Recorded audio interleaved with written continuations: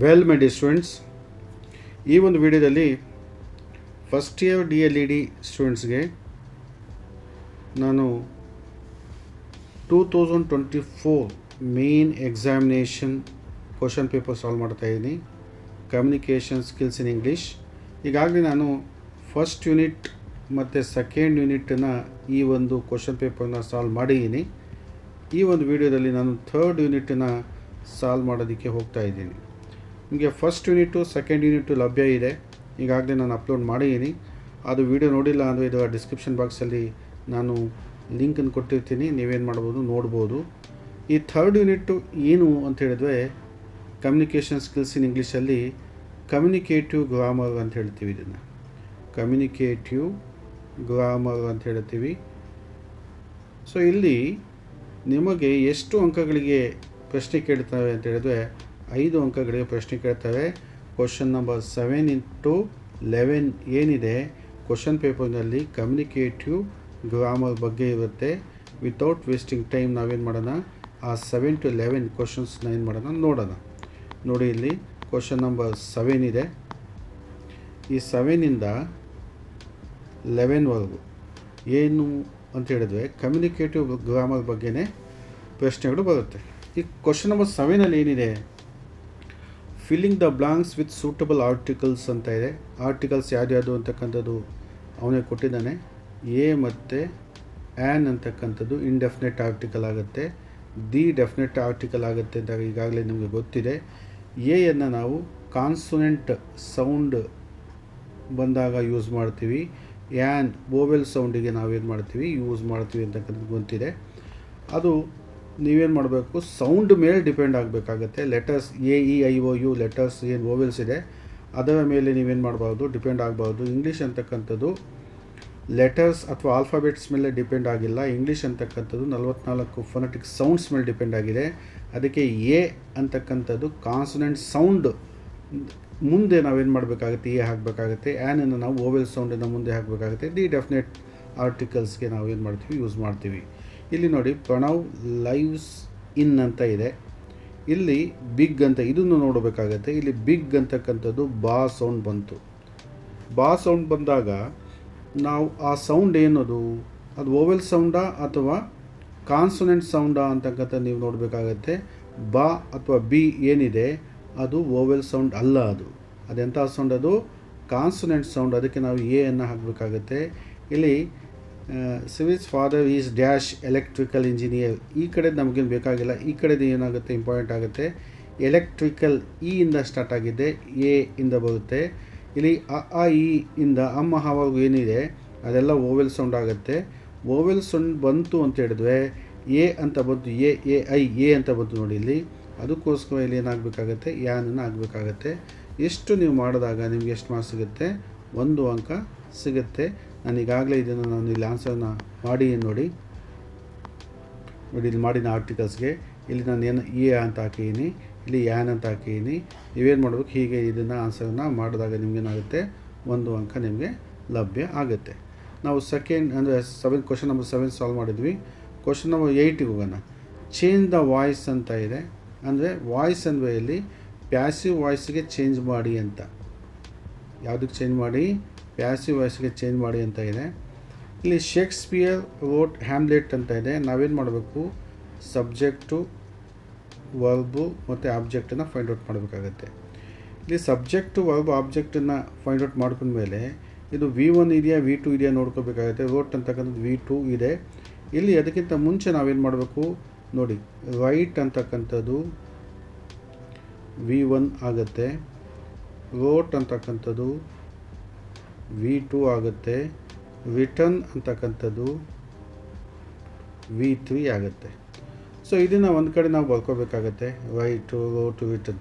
ಇಲ್ಲಿ ಏನು ಕೇಳಿದ್ದಾನೆ, Shakespeare wrote ಅಂತ ಇದೆ, V2 ಇದೆ. V2 ಇದ್ವಿ ನಾವೇನು ಮಾಡಬೇಕಾಗುತ್ತೆ, ಹೆಲ್ಪಿಂಗ್ ವರ್ಬು ವಾಸ್ ತೊಗೋಬೇಕು ಸಿಂಗುಲರ್ ಇದ್ದಾಗ, ವರ್ಬ್ ತೊಗೋಬೇಕು ಯಾವುದಿದ್ದಾಗ, ಪ್ಲೂರಲ್ ಇದ್ದಾಗ ವಾಸ್ ಅಥವಾ ವರ್ಬ್ ತೊಗೋಬೇಕು.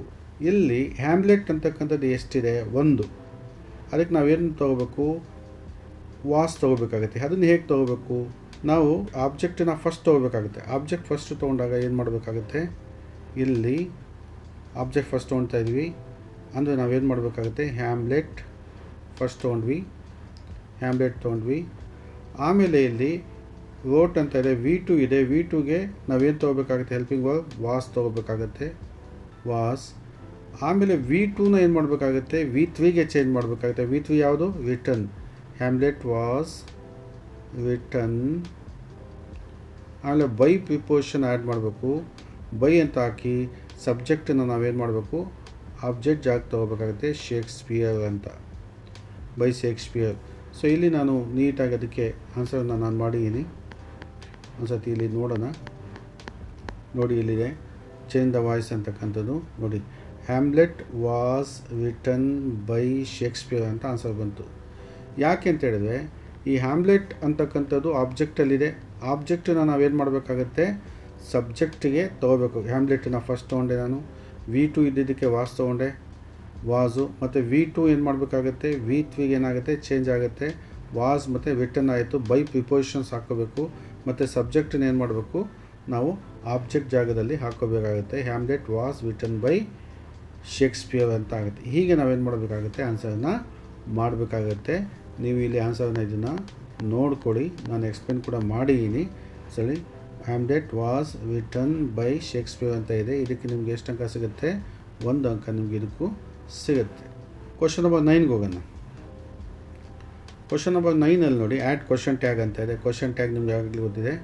ಪಾಸಿಟಿವ್ ಸೆಂಟೆನ್ಸ್ ಇತ್ತು ಅಂದರೆ ನೆಗೆಟಿವ್ ಕ್ವಶನ್ ಟ್ಯಾಗ್ ಹಾಕಬೇಕು, ನೆಗೆಟಿವ್ ಕ್ವಶನ್ ಇತ್ತು ಅಂದರೆ ಪಾಸಿಟಿವ್ ಕ್ವಶನ್ ಟ್ಯಾಗನ್ನು ಹಾಕಬೇಕು ಅನ್ನೋದು ಇದೆ. ಇಲ್ಲಿ it is very hot today ಅಂತ ಇದೆ. ಇದು ಪಾಸಿಟಿವ್ ಸೆಂಟೆನ್ಸ್. ಎಂಥ ಸೆಂಟೆನ್ಸ್ ಇದು, ಪಾಸಿಟಿವ್ ಸೆಂಟೆನ್ಸ್ ಆಗಿರೋದ್ರಿಂದ ನಾವು ಮೊದಲು ಏನು ಮಾಡಬೇಕು, ಹೆಲ್ಪಿಂಗನ್ನು ನೋಡಬೇಕು. ಏನಿದೆ ಹೆಲ್ಪಿಂಗು, ಈಸ್ ಇದೆ, ನಾಟ್ ಇದೆಯಾ, ಎಲ್ಲೂ ನಾಟ್ ಇಲ್ಲ, ಅದಕ್ಕೆ ನಾಟ್ ಸೇರಿಸ್ಬೇಕು. ಏನಾಯಿತು, ಇಸಂಟ್ ಆಯಿತು. ಆಮೇಲೆ ಇಟ್ ಅಂತ ಇದೆ, ಇಟ್ಟನ್ನೇ ಸೇರಿಸಿ ಇಸಂಟ್ ಇಟ್ ಹಾಕಿ ಕ್ವಶನ್ ಮಾರ್ಕನ್ನು ಹಾಕೋದು ಮರೆತೋಗಬಾರ್ದು, ಕ್ವಶನ್ ಮಾರ್ಕನ್ನು ಹಾಕಲೇಬೇಕು. ಇಸಂಟ್ ಇಟ್ ಆಯ್ತು ನೋಡಿ, ಇಸಂಟ್ ಇಟ್. ಇಸಂಟ್ ಇಟ್ ಅಂದರೆ ಇಸ್ ನಾಟ್ ಇಟ್ ಅಂತ ಹೇಳ್ಬಿಟ್ಟು ಹೀಗೆ ಮಾಡಬೇಕಾಗತ್ತೆ. ಸೆಕೆಂಡ್ನಲ್ಲಿ ಬಿನಲ್ಲಿ ನೋಡಿ, ಕೆನ್ ಅಂತ ಇದೆ, ಕೆನ್ನಿಂದ ತೊಗೋಬೇಕಾಗತ್ತೆ, ಕೆನ್ ತೊಗೊಳ್ಳಿ. ಆಮೇಲೆ ನಾಟ್ ಇಲ್ಲ, ಅದಕ್ಕೆ ನಾಟ್ ಹಾಕಬೇಕಂದ್ರೆ ಅಪಾಸ್ಟ್ರಫಿ ಹಾಕಿ ಕಾಂಟ್ ಆಗುತ್ತೆ. ಶಿ ಅವನೇ ಕೊಟ್ಟಿದ್ದಾನೆ, ಶಿ ಹಾಕಿ ಕ್ವಶನ್ ಮಾರ್ಕ್ ಹಾಕಿದ್ರೆ ಮುಗೀತು. ಇಷ್ಟನ್ನು ನೀವು ಮಾಡಬೇಕಾಗತ್ತೆ. ನೋಡಿ, ಇಲ್ಲಿ ಆನ್ಸರ್ ಮಾಡಿ ನಾನು ನೋಡಿ, ಇಲ್ಲಿದೆ ಇಸಂಟ್ ಇಟ್ ಅಂತಕ್ಕಂಥದ್ದಿದೆ ನೋಡಿ. ಅದೇ ಥರ ಕಾಂಟ್ ಶಿ ಅಂತ ಇದ್ದಾವೆ. ಮುಂದೆ ನಾನು ಮಾಡಿದ್ದೀನಿ. It is very hard today ಅಂತ ಬರ್ಕೊಂಡು ಅದರ ಮುಂದೆ ನೀವೇನು ಮಾಡಿ, ಅಂಡರ್ಲೈನ್ ಮಾಡಿಕೊಂಡು isn't it question mark, can't she question mark ಹಾಕಿದ್ರೆ ನಿಮಗೆ 1 ಅಂಕ ಲಭ್ಯ ಆಗುತ್ತೆ ಅಂತಕ್ಕಂಥದ್ದು. ನೆಕ್ಸ್ಟು ನಾವು ಕ್ವಶನ್ ನಂಬರ್ 10ಗೆ ಹೋಗೋಣ. 10ನಲ್ಲಿ ಏನಿದೆ, change the following sentence into present continuous ಅಂತ ಇದೆ. ಪ್ರೆಸೆಂಟ್ ಕಂಟಿನ್ಯೂಯಸ್ ಮಾಡಬೇಕಾದ್ರೆ ಇದು ಸಿಂಪಲ್ ಪ್ರೆಸೆಂಟಲ್ಲಿದೆ. ಉಮೇಶ್ ಹಾಗೆ ಬರ್ಕೋಬೇಕು, ಯಾಕೆಂದರೆ ಸಬ್ಜೆಕ್ಟ್ ಹಾಗೇ ಇರುತ್ತೆ. ಇಲ್ಲಿ ವರ್ಕ್ಸ್ ಅಂತ ಇದೆ. ಏನು ಮಾಡಬೇಕು, ಪ್ರೆಸೆಂಟಲ್ಲಿ ಈಸ್ನ ಸಿಂಗಲ್ ಇದ್ದಾಗ ಈಸ್ ತೊಗೋಬೇಕು. ಇಲ್ಲಿ ವರ್ಕ್ಸಿಗೆ ನಾವು ಏನು ಮಾಡಬೇಕು, ING ಸೇರಬೇಕು. ಕಂಟಿನ್ಯೂಯಸ್ ಅಂದರೆ ING ಅಂತ. ಉಮೇಶ್ ಈಸ್ ವರ್ಕಿಂಗ್ ಹಾರ್ಡ್ ಅಂತ ಬರೀಬೇಕು. ಇಲ್ಲಿ ವರ್ಕ್ಸ್ ಇದ್ದಿದ್ದು ನಾನೇನು ಮಾಡಿದೆ, ಈಸ್ ವರ್ಕಿಂಗ್ ಮಾಡಿದೆ ಅಷ್ಟೇ, ಇನ್ನೇನು ಮಾಡಿಲ್ಲ. ಇಲ್ಲಿ ವರ್ಕ್ಸ್ ಅನ್ನೋದು ಸಿಂಪಲ್ ಪ್ರೆಸೆಂಟ್ ಆಗುತ್ತೆ. ಪ್ರೆಸೆಂಟ್ ಕಂಟಿನ್ಯೂಯಸ್ ಅಂತ ಹೇಳಿದ್ರೆ ಈಸ್ ವರ್ಕಿಂಗ್ ಆಗುತ್ತೆ. ING ಏನು ಮಾಡಬೇಕಾಗುತ್ತೆ, ಸೇರಿಸ್ಬೇಕು ಮತ್ತು ಈಸನ್ನು ಸೇರಿಸ್ಬೇಕು ಸಿಂಗುಲರ್ ಇದ್ದಾಗ. ಇಷ್ಟೇ ಅದಕ್ಕೆ ಆನ್ಸರು. ಇಲ್ಲಿ ನಾನು ಮಾಡಿ ನೋಡಿ, ಉಮೇಶ್ ಈಸ್ ವರ್ಕಿಂಗ್ ಹಾರ್ಡ್ ಅಂತ ಇದೆ ನೋಡಿ. ಇದು ಇಂಪಾರ್ಟೆಂಟ್ ಆಗುತ್ತೆ, ಈಸ್ ವರ್ಕಿಂಗ್ ಅಂತಕ್ಕಂಥ ಇಂಪಾರ್ಟೆಂಟ್ ಆಗುತ್ತೆ. ಇದಕ್ಕೂ ನಿಮ್ಗೆ ಎಷ್ಟು ಅಂಕ ಸಿಗುತ್ತೆ, 1 ಅಂಕ ಸಿಗುತ್ತೆ. ಕ್ವಶನ್ ನಂಬರ್ 11ಗೆ ಹೋಗೋಣ ನಾವೀಗ. ಇಲ್ಲಿ filling the blanks by choosing suitable prepositions ಅಂತ ಇದೆ. ಪ್ರಿಪೋಸಿಷನ್ಸ್ ಅಂತ ಹೇಳಿದ್ರೆ ಇದು ಇಲ್ಲಿ ಕೊಟ್ಟಿದ್ದಾನೆ, into, to, with, of, by ಅಂತ ಕೊಟ್ಟಿದ್ದಾನೆ. ಇಲ್ಲಿ 4 ಅಥವಾ 5 ಪ್ರಿಪೋಸಿಷನ್ಸ್ ಕೊಟ್ಟಿದ್ದಾನೆ. ನಾವೇನು ಮಾಡಬೇಕು, ಇಲ್ಲಿ ಸೂಟಬಲ್ ಆಗಿರ್ತಕ್ಕಂಥ ಪ್ರಿಪೋಸಿಷನ್ಸನ್ನು ನಾವು ಹಾಕಬೇಕಾಗತ್ತೆ. They enter dash the church ಅಲ್ಲಿ ಅಂತ. ಎಂಟರ್ಡ್ ಅಂತ ಬಂದಾಗ ಯಾವುದಾದ್ರೂ ಚರ್ಚಲ್ಲಿ ಅಥವಾ ಮನೇಲಿ ಎಂಟರ್ ಅಂತ ಬಂದಾಗ ನಾವೇನು ಮಾಡಬೇಕಾಗತ್ತೆ, ಇಂಟು ಅಂತ ಯೂಸ್ ಮಾಡಬೇಕು. They entered into the church ಅಲ್ಲಿ ಅಂತ ಹೇಳ್ಬಿಟ್ಟು. ಇಲ್ಲಿ ಒಂದು ಸಮಸ್ಯೆ ಇದೆ ನೋಡಿ, ಶಿ ರಿಸೆಂಬಲ್ ಡ್ಯಾಶ್ ಮೀ ಅಂತ ಇದೆ. ಇಲ್ಲಿ ಯಾವುದೇ ಆರ್ಟಿಕಲ್ ಏನಾಗಲ್ಲ, ಸೂಟ್ ಆಗಲ್ಲ. ಶಿ ರಿಸೆಂಬಲ್ಡ್ ಮೀ ಅಂತಲೇ ಆಗುತ್ತೆ. ಶಿ ರಿಸೆಂಬಲ್ಡ್ ಮೀ ಅಂತಲೇ ಬರುತ್ತೆ. ಇಲ್ಲಿ ಯಾವುದೇ ಆರ್ಟಿಕಲ್ಲು ಯೂಸ್ ಆಗಲ್ಲ. ಯಾಕೆ ಈ ಥರ ಕ್ವಶನ್ ಕೇಳಿದಾಗ ಗೊತ್ತಿಲ್ಲ. ಕೆಲವು ಸತಿ ನಿಮ್ಮನ್ನು ಕನ್ಫ್ಯೂಸ್ ಮಾಡೋದಕ್ಕೆ ಈ ಥರ ಕೇಳಿರ್ಬೋದು ಅಥವಾ ತಪ್ಪಾಗಿ ಕೊಟ್ಟಿರ್ಬೋದು. ಶಿ ರಿಸೆಂಬಲ್ಡ್ ಅಂತ ವಿತ್ ಮೀ ಆಗಲ್ಲ, ಹಾಫ್ ಮೀ ಆಗಲ್ಲ, ಬೈ ಮೀ ಆಗಲ್ಲ, ಟು ಇಲ್ಲಿರ್ತಕ್ಕಂಥ ಯಾವುದೇ ಪ್ರಿಪೋಸಿಷನ್ಸು ಸೂಟ್ ಆಗಲ್ಲ.